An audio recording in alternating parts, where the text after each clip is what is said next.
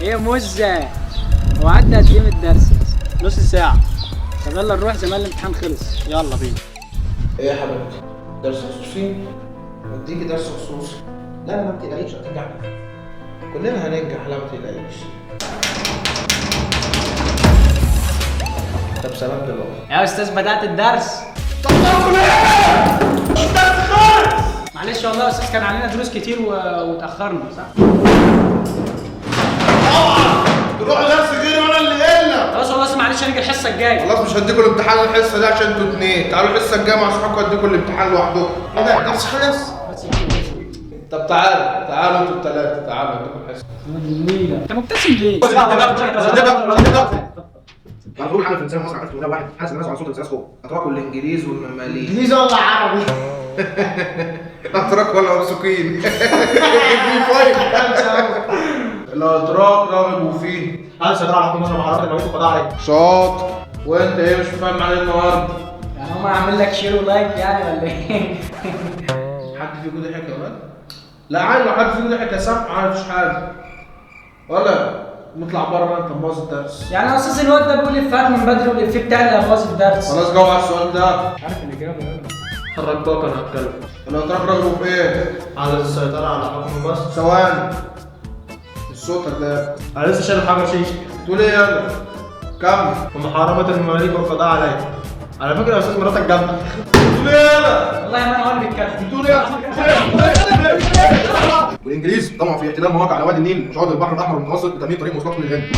في حد مش فاهم حاجه اشرحها له. انا يا استاذ مش فاهم. انت ايه يا ابني مش فاهم ايه يا ابني؟ مش فاهم اللي انت قلته ده. ما انت حقك ما تفهمش. قاعد تلعب لي في مناخيرك من الصبح ومش مركز تفهم ازاي؟ يا استاذ مش انت قلت اللي مش فاهم اشرح له؟ انت قاعد ولا قوم اطلع بره قوم. خلاص يا استاذ بره. فاهم خلاص فاهم. طب اشرح اللي انا قلته. هات. هات ايه؟ اشرح. لا من غير ما تشوف. طب وانت تعرف تشرح من غير ما تشوف؟ ها؟ ولا قوم اطلع بره. بره. هقعد يا استاذ مش هعمل حاجه. طب انت ايه لازمتك النهارده؟ ممكن اعد لك انت بتاخد كام؟ خلاص اقعد مش عايز اعرف حاجه. ريس طريقة التدريس يا رب تعالى. في ايه يا ابني؟ قنبله غاز دي ولا ايه؟